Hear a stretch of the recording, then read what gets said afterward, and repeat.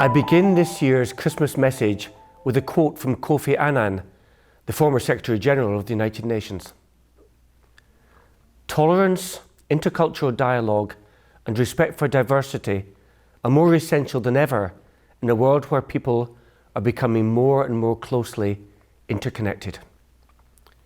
Today's technology platforms make it easier for almost all of us to connect with each other by electronic means. I myself use this technology in Government House as a Facebook page and Instagram account to keep our followers up to speed with what is happening both locally and overseas.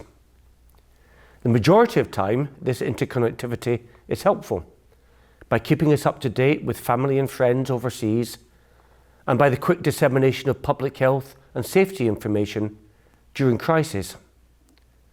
However, it can also be misused, for example through cyberbullying, and the uptake of the use of social media, especially in the younger generation, has led many to feel that there's been a decrease in face-to-face communication. Fortunately, there are still many opportunities for young people here in Bermuda to come together in real rather than virtual life and develop new skills. During the summer, I was privileged to attend the 2019 Endeavour Graduate Summer Regatta. It was a fun afternoon during which the graduates from all different backgrounds showed off their impressive sailing skills that they'd learned through the Endeavour programme. Community spirit was never more evident than in September this year in the wake of Hurricane Dorian and the devastation which it left in our sister islands of the Bahamas. Over just a couple of days, Bermudians came together from all walks of life and donated over 200 tons of relief supplies.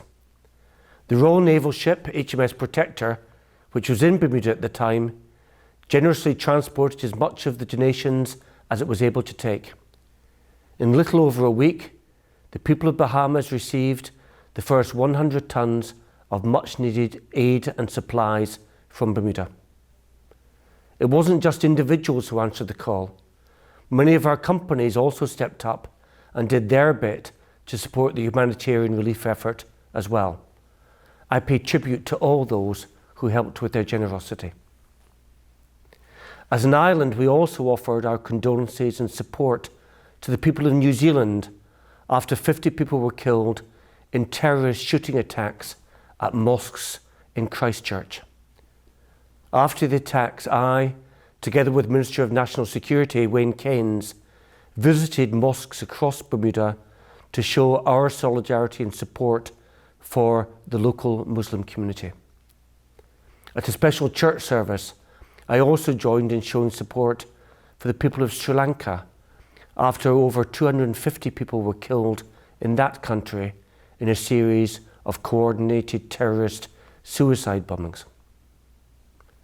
Closer to home, this autumn the men and women of our emergency services, the Royal Bermuda Regiment, Bermuda Fire and Rescue Service, the Bermuda Police Service and St John Ambulance Brigade were put on standby in preparation for Hurricane Umberto, closely followed by Tropical Storm Jerry. Our emergency services were quickly up and running after the storms passed, working together to get the island back on its feet and to ensure the safety and security of our residents. I was especially proud as Commander-in-Chief to present field promotions to two young men of the Royal Bermuda Regiment. Corporals Orville Hall and Callan Thomas performed to the highest levels throughout the year and especially during Hurricane Umberto and Tropical Storm Jerry.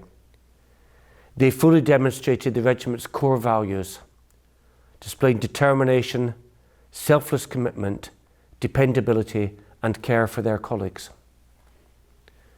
Another significant event was the holding of the first ever Pride March in Bermuda at the end of August. Some 6,000 people joined the parade in support of this island's LGBT community.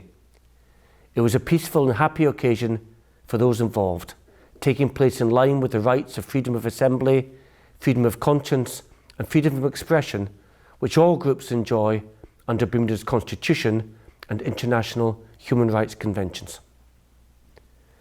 The first weekend in November, was filled with events celebrating the 170th anniversary of the arrival of the first Portuguese immigrants in Bermuda. I was honoured to welcome the President of the Azores, His Excellency Mr. Vasco Cordero, to Government House. During our meeting, we spoke about the close historical connection between Bermuda and the Azores and the huge contribution that has been made and continues to be made to Bermuda by the community of Portuguese origin. I also enjoyed attending the Reed Street Block Party, which was an opportunity for everyone to come together and celebrate Portuguese culture. Between the entertainment and traditional Portuguese food, it was an evening full of dance, song and laughter. Bermuda's young people continue to be a source of inspiration. Two students, Maya Yates and Mackenzie Cole-Tuckett, were the successful candidates chosen to experience a day in the life of the Deputy Governor as part of the celebrations for International Women's Day on the 8th of March. They were asked to submit a short video explaining what women's rights issues they would like to see addressed globally or within the local community. Ms. Tuckett wrote of her experience in the Royal Gazette's Young Observer, saying that the day had left her feeling empowered and reminded her that she can be anything she wants to be. And earlier this month, we were pleased to welcome more of the island's young people to Government House on International Human Rights Day, learning what human rights mean for them now and in the future, which they will help to build. The protection of the environment continues to be a particular concern for young people. Following our 2018 elimination of single-use plastics at Government House, I've been pleased to meet many others committed to reducing plastics in our local environment. In August, at the Greenpeace Plastics Night at the World Heritage Centre in St George's, I met an inspiring young man, Andreas Glasgow, a Berkeley Institute student and environmentalist. I invited him to Government House to discuss ways of addressing environmental issues more effectively. He, together with his colleague Micah Richardson, operate Green Team Bermuda, which aims to combat plastic and carbon pollution on the island. We had a very good discussion, and I hope in the future to be able to join Green Team Bermuda in one of their beach cleanups. The protection of our environment should be of concern to everyone, and if we all act together, we can make a difference and leave a better, cleaner environment for future generations. All of us, young and old, men and women, those of different ethnic, cultural, religious and other backgrounds, contribute to the rich tapestry of what is Bermuda. I would end my Christmas message the same way in which I started it, with a quote from Kofi Annan.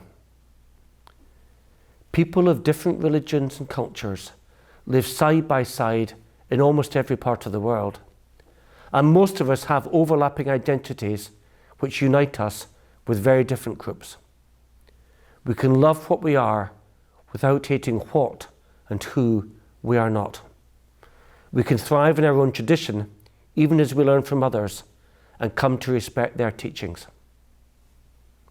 I wish all of you a very happy Christmas.